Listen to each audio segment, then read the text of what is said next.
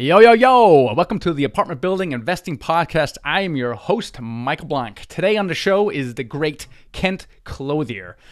Biggest probably real estate investing teacher, educator, trainer out there. Has created a variety of fantastic coaching programs, online programs, software to help find cash buyers, software to find motivated sellers. This guy is amazing. He's been around for a long time. His events are huge, are always sold out. And I have him on the show today. And what interests me more than anything else is not so much the tactics, but someone as accomplished as Kent is all about mindset. How do you get your mind right? What's really the secret behind success? Fantastic show. Let's get right into it with Kent Clothier. Here we go. Kent, welcome much to the show. Hey, man. Thanks for having me. Glad to be here. This is so fantastic. I'm glad we can do this. I know you're one of the biggest names in real estate investing, so I just can't wait to delve into your story, man.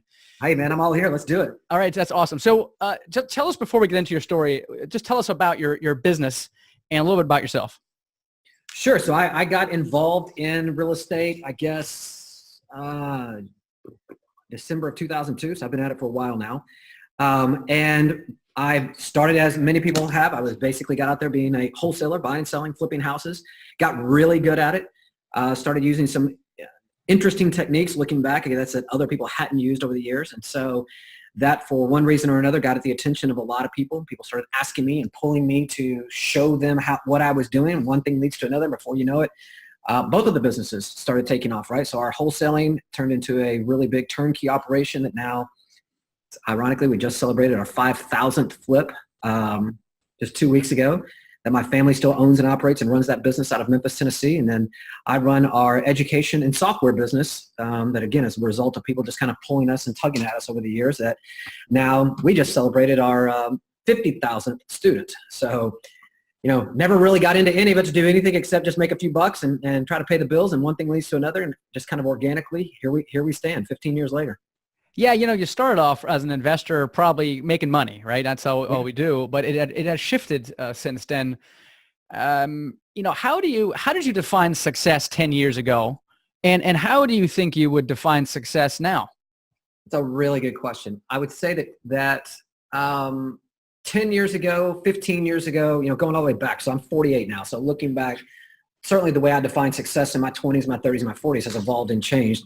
And yeah, even up until probably 10 years ago, things were still very, very money oriented. I would tell you that I wasn't chasing money as much as I had been in my earlier youth, and money wasn't the only thing I cared about, but it was still certainly a driving factor. And now, as fate would have it, as I have become more mission oriented and more a more evolved entrepreneur, more evolved man, where I certainly understand that I'm here to make impact more than anything else.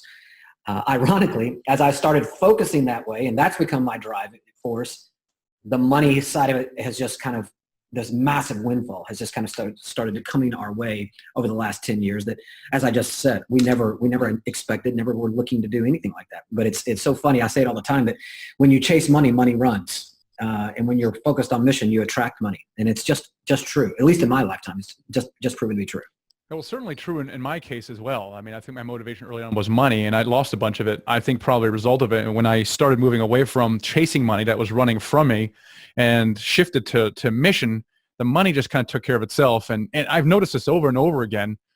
I wonder if you have an explanation for this. This is a very interesting phenomenon, but it requires a chicken and egg problem, right? It's like, well, if I don't have the money, how can I focus on mission? I need money to fund my mission.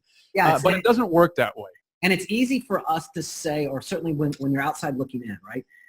It's easy to say once you have figured out the money problem. Once you've gotten through the tactical part of it, and you figure out that making money does not have to be hard, that is a very straightforward, simple process. There are formulas to do this, whether it's in multifamily, single family, or any other businesses out there, that it is all math. It is very, once you understand a process and you just repeat the process over and over and over, then the money problem, again, kind of solves itself. Now, I know that's, again, for people that are just trying to get to money, that certainly is step one. It was step one for you. It's step one for me. You have to solve that problem first. But what you quickly, at least what I figured out, is that that is not very fulfilling, and that it's great. It serves its purpose, but that can only get you so far. You can do more of it and you can make a lot more money, but there's nothing in the end that is extremely fulfilling out of it. Now, what became, I had two pretty big events in my life. One, my mentor and uncle passed away, and he was a massive driving force in my life. He was a CEO of a massive company and had tens of millions of dollars sitting in the bank. And I watched as he passed away very suddenly. And when he passed away, I was in the room with him, holding his hand, and a very young man. He was only 61. And I watched as he wrote a message out to me on this erasable dry erase board, telling me that he only wished he had more time. Mm-hmm. And that had a profound effect on me, because here I knew a man that I had admired my entire life. And he had sacrificed his family and everything to build this amazing life, basically, that he was trying to get to, where he was constantly telling himself, well, I'm doing this so that when I retire, I'm going to do this. And when I retire, I'm going to do this. And that was this thing, right? And then all of a sudden he was retired. And within a year of being retired, suddenly he was sitting on his deathbed and quite literally dying, just saying, I wish I had more time. And all the money and all the things he had put off were suddenly unattainable. The money wasn't going to buy that for him. And that really, really changed the way I viewed money, because I looked at it very, very differently after that, where I began to realize that, man, I have a very limited amount of time here. And I want to have as much impact as I possibly can on my kids, on my family, on the people that follow me, on our subscribers, my business, our employees, our associates, our customers, everybody. I want to make sure that they know that they matter to me. And so what about if I just focus my attention on that, and trying to really help them in any way, shape, or form, whatever that looks like, just making sure that when I walk out of here, there's no stone left unturned. And again, as what I think the phenomenon really, back to your question, what I think happens, at least in my case, is that in a world that is just so cynical and so full of mediocrity, that when somebody puts the stake in the ground and says, this is what I stand for, and this is what I'm trying to do, it just looks so uncommon, and it just looks very, very attractive. And so suddenly people are like, well, wow, I don't know what that is, but I really want to be a part of it. And that all of a sudden, that's where that flood of new business starts coming to you, because, and again, I say it a lot, in an ocean of mediocrity, it's not hard to stand out. And the easiest way to stand out is just stand for something. Just say, I'm just not going to do it that way anymore. So you're still working hard. You were working hard before then. It's not how so much that you're working hard or less so much. It appears that your focus now has shifted from counting the money to trying to make an impact. That's exactly right. Suddenly giving the business, all of it a purpose and a heart, right? And a heartbeat. And suddenly where, again, that evolution of deciding that, man, the transaction is not the thing. It's the client, it's the relationship, it's the impact, it's sitting down in front of somebody and showing them that they can actually accomplish what they had only dreamed of up to this point, right? And giving them the tools and the processes to make that real, to make that a tangible, real thing for them. When what became the mission, when that became the purpose. And again, whether it doesn't really matter whether it's my kids or it's my family or it's our employees or our clients, there's this common thread. I'm just trying to make sure that I open you up to what this can really be, right?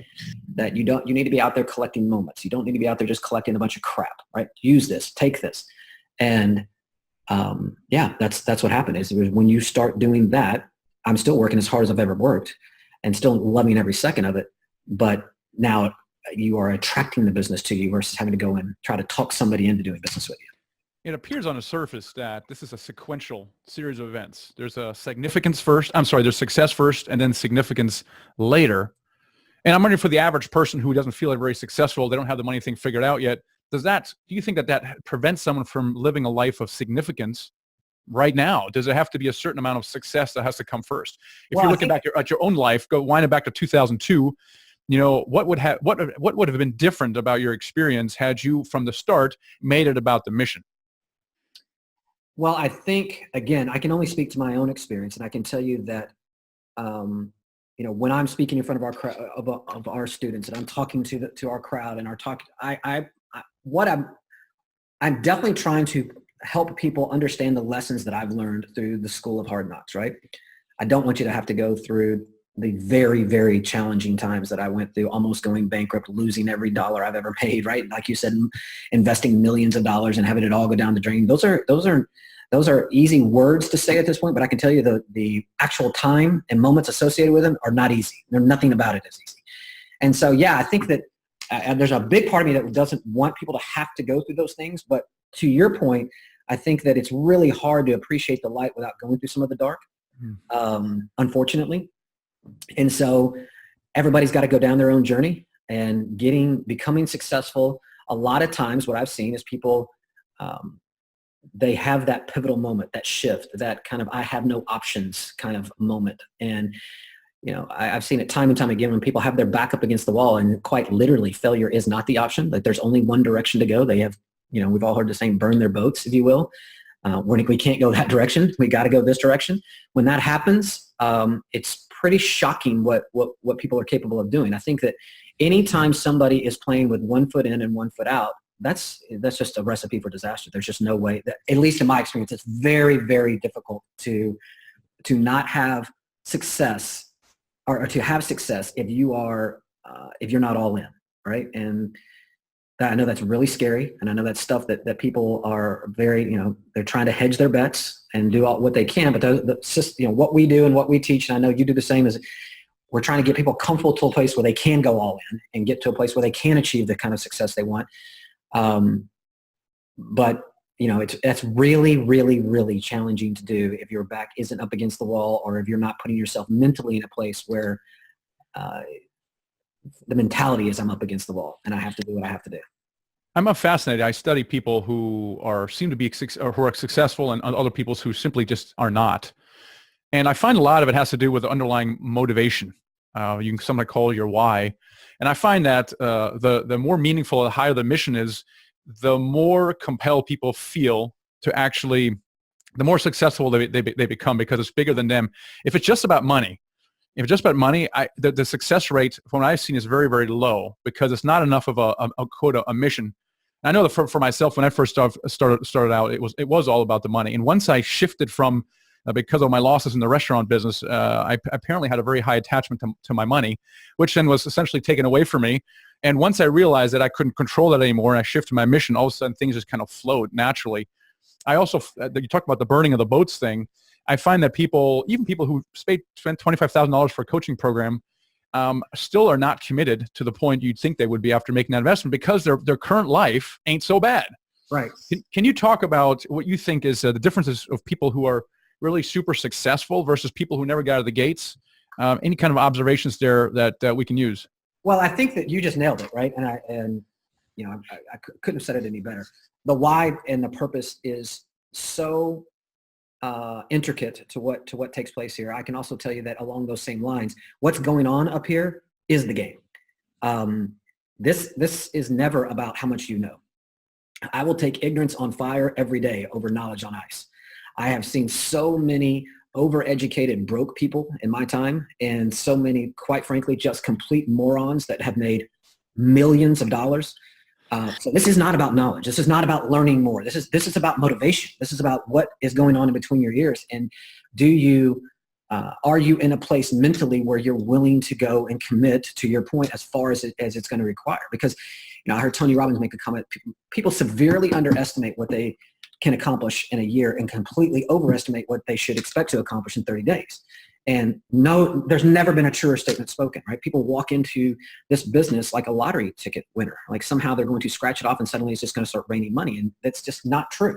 If they were going to go open up a restaurant franchise or a Subway or whatever the case, they would never walk in with that kind of expectation. They would literally say, this is a business and I have to treat it as a business. And they have these very clear goals that they're trying to do. And so why people come into this particular industry with just not a good, clear understanding of what the expectations should be is beyond me. But with all that being said, it absolutely is a mental game. The requirement is that you have to be so completely committed that, failure is inevitable, for lack of better ways of saying it. Falling down is inevitable is probably a better way to say it. And that none of those moments, none of those things can define you in any way, shape, or form. What will define you is the moment you don't get up. then find that. So it is not, it's when you just approach it that way, that I simply will never quit. It will never be about whether or not I'm going to put everything I've got into it every single day to make this come true, because my why is so big. My family, my dreams, my life is so big. I have no chance at a do-over here, right? We say it in here, this ain't practice, right? You're in the game right now. And with that kind of attitude, it's really, really hard to keep that person from being successful. It's really hard to keep that person down. On the contrary, the skeptic, the pessimist, the person that walks in just believing from the very beginning that, this might be right for me, it might not be. I'm going to try it. We'll see what happens. That person, I can virtually guarantee you, will never succeed. And so it isn't about the knowledge. It's just about the drive. There's so many things you could be doing with yourself, Kent. All the way from, sitting on the beach to, doing whatever. What makes you get out of bed every morning? I mean, what gets you really jazzed up? That's what gets me jazzed up is my why. And my why is very simple for me. I mentally every day, I have 2 conversations with myself pretty much every day. And the very first conversation that I'll share with you is that I ask myself, it's inevitable. At some point I'm going to pass. And I know that's kind of it's kind of a morbid thought, but it's literally what I think about. At some point I'm going to pass. And is somebody going to get on an airplane and fly out here to San Diego and walk up to my 2 young daughters and shake their hands and just say, your dad mattered. Your dad went so far out of his way to have an impact on my life that I felt compelled enough to come over here and be here. And it doesn't take long for me to do what's necessary when I have that thought. And then the second thought I have every day is anytime I'm up against the wall, because if you're an entrepreneur and you're not pushing, then I can tell you you're just not trying hard enough. And so I'm constantly pushing, and I'm constantly pushing our companies, our organizations, our teams to levels that they just even a year ago they didn't think was achievable, and here we are, it's the new norm. And so I on repeat in my brain is when I come up against those moments where I'm really questioning what we're doing, I simply tell myself, this is where my competition will quit. And that is always just enough to jar me. So back to what I was saying a second ago, it's the mental game, right? This when you train this to have conversations, I believe, like that, to where it's just constantly pushing, right? To your point, I could be doing anything with my life. But I've chosen this because I really, really believe that I'm here to do amazing things, and my competition, if they were in a similar space, would stop. And so therefore I just won't. Well, I can sense a really sense of urgency from you. Maybe it came from the death of your uncle, where you say, I only have so much time to make the greatest impact that I can. Now, there's the cynics who will say, well, Kent, when is enough? Good isn't good when great is expected. There is no enough. I can tell you that my wife and I and my kids go on a vacation every month. I can tell you I live 500 feet from my office. I live directly on the ocean. Quality of life for me is at the top of the stack. So if I was sacrificing my personal life for this, then I would tell you I've already learned that lesson very, very young, and that'll never happen again. But I have created and very proud of what we've been able to create, my wife and I, a lot of balance. And so again, I live directly on the ocean in my dream house. I walk to my office, or I skateboard to my office every day. I'm 48 years old, and yes, I skateboard to my office every day. I have sold my car. I live in a beach community where I walk. I've lived here for 6 years. Everything I want is within walking distance here. I walk my daughters to school every day. I come and get them every day and bring them back. Like I said, my wife and I go on a vacation once a month, and we do the same with our daughters. So I believe that if you're in the business of creating moments and collecting moments and creating impact, and that is the same in business and in personal, then there never is enough. Period. And it just is what it is. And so I don't think there's any, if there was a massive sacrifice going on, I think it's probably the underlying question. Anybody that would make those comments, that would be well, yeah, does he ever see his kids, ever see his wife? Nothing could be further from the truth. Again, I made all of those mistakes. I'm very fortunate. I made all those mistakes in my first business. I built a really, really big company in the arbitrage business. I was doing almost $2 billion a year by the time I was 30.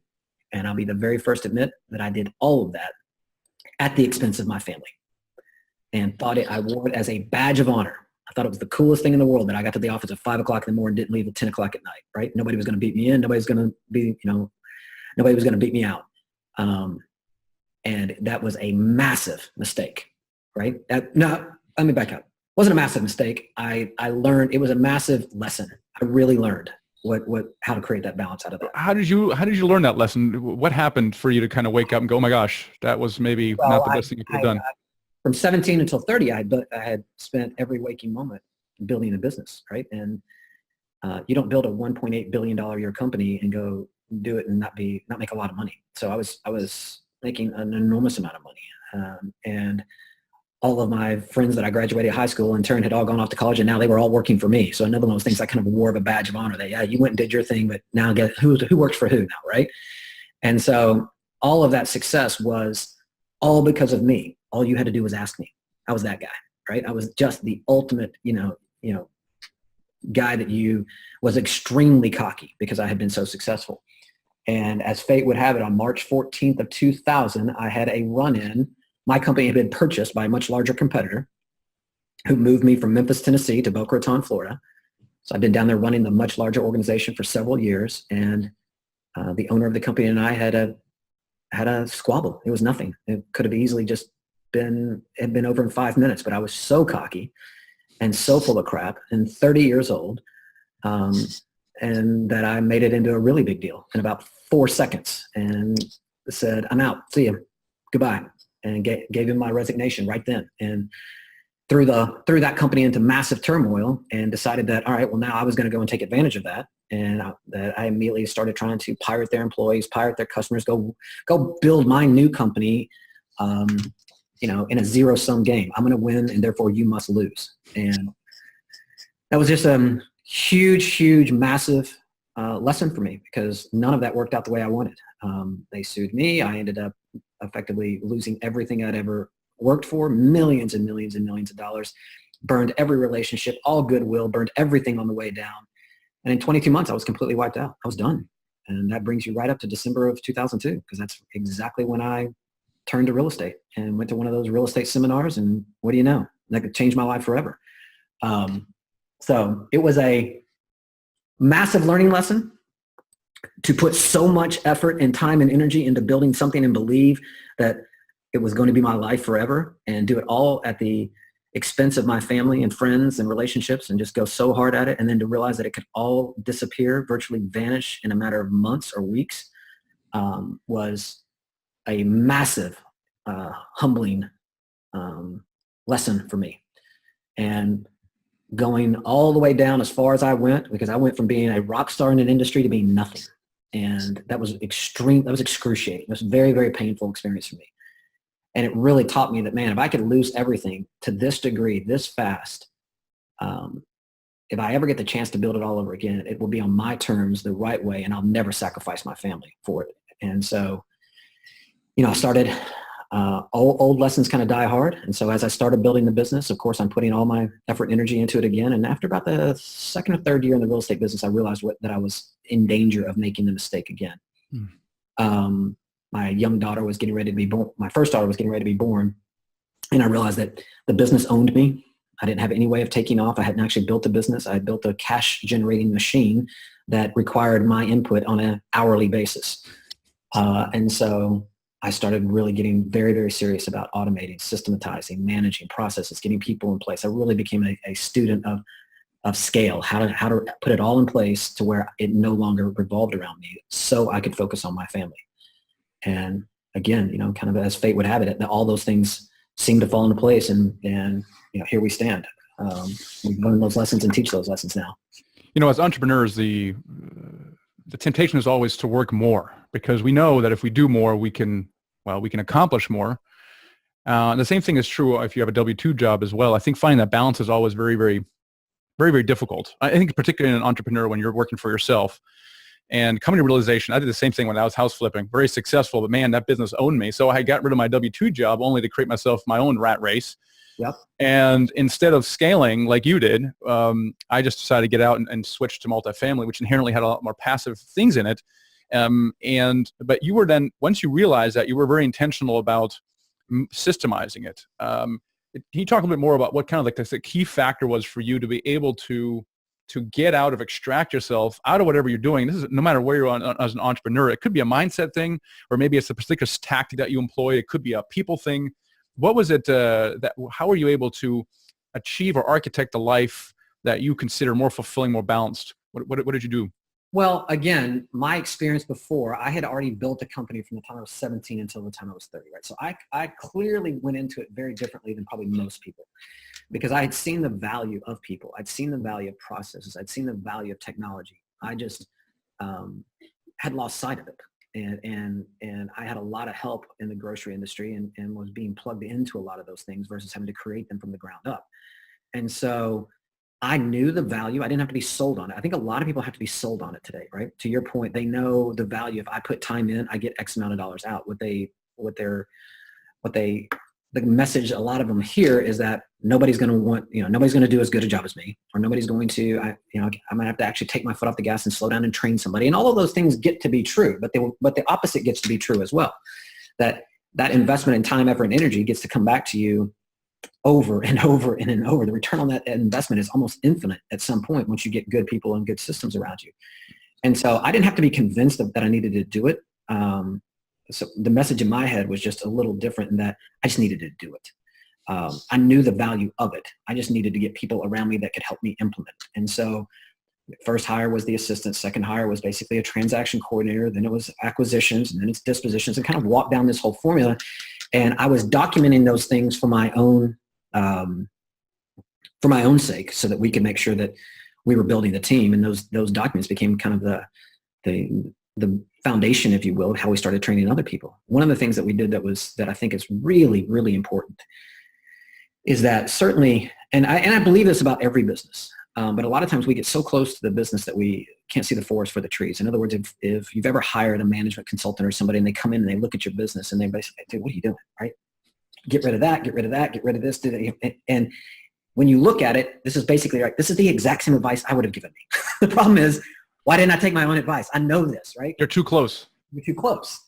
And so I think that if that's true of me, and I'm sure there's been times when it's true of you as well, then it's certainly true of other people that don't have our experience and our wisdom. And so one of the things that we have really tried to employ here is really keeping it simple. Keep it very straightforward. This business, we find a lot of elegance in the simplicity of it. We teach a method called reverse wholesaling, where we go off and find the buyers for properties first. We interview those buyers. We basically build this profile. We know exactly what they want, where they want to buy it, everything. And we direct all of our efforts on creating that opportunity. And that's all we do, right? And we could make it a lot more complicated than that. But that is we've just made the argument that we have no problems being McDonald's, right? McDonald's provides the exact same hamburger everywhere in the world, but they're just one of the most valuable companies in the world. And so we really try to standardize and make this very, very straightforward, very simple, and find a lot of elegance in that simplicity. And that for us has just been a really winning formula. Yeah. I'm rereading the book by Vern Harnish called Scaling Up. And he has this thing, a reference from Jim Collins, called a big, hairy, audacious goal, right? The BHAG.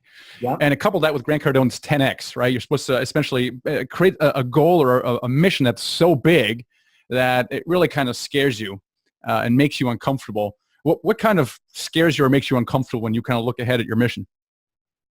Well, I'll tell you, our big, hairy, audacious goal is we just launched a new company called Cribs that we plan to be the most disruptive force in all of real estate, where we're going directly toe-to-toe with Opendoor and OfferPad and many of the other companies out there that are trying to solve this big problem and just get a lot of the inefficiencies out of the real estate space. It's one of the last few frontiers that hasn't effectively been taken online or in any way automated fashion, where a home buyer and home seller can effectively conduct a transaction in a seamless way, right? There's always these big moving parts where you got to involve the realtors and title companies and escrow and all these other things. And so to solve that problem, we believe is, the biggest idea that we have ever set out for. And we've been working on it now for 18 months and just launched our platform. And I can tell you that I believe with everything inside me that we have solved it and that we will continue to evolve in that solution.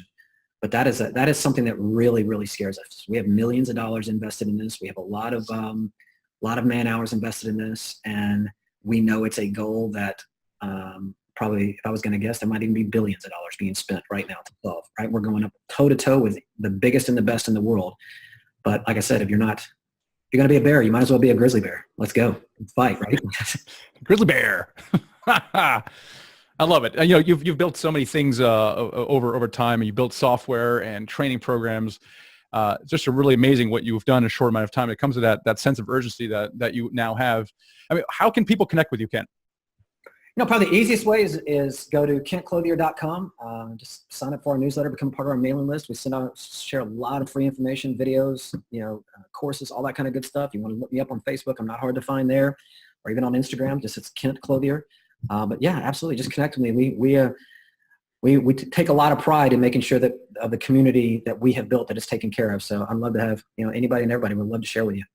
That's awesome. So everybody check out KenClothier.com. Ken, it was a real pleasure to have you on the show. Thanks so much for being here.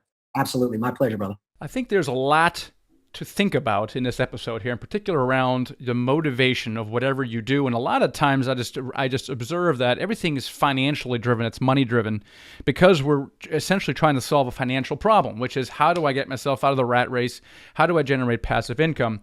And that's not bad. It's not bad, but I also find that if the purpose is higher than that, the chances of success are much higher than that. So it could involve something like, for example, your family, or you're trying to take care of elderly parents, for example, or you're trying to volunteer more, or whatever the case may be. It's got to be bigger than just you. And I just find that the bigger the mission, the bigger the impact and the success comes out of that. And I observed that in my own way. I was chasing money for a long time, with all good purpose, which is to take care of my family, but really it was all financial driven. I didn't have any mission behind my restaurant business. It was purely financial. And I think there's a flaw, inherently flaw. And I observed it in other people. I interviewed Damian Lupo a good long while ago, and he had a similar experience, made tons of money, lost it all because his heart wasn't in the right place. And I think the lesson here is really think about your mission. Yes, think about your financial goals. You have to be goal-driven, but really, is there a larger purpose behind all that?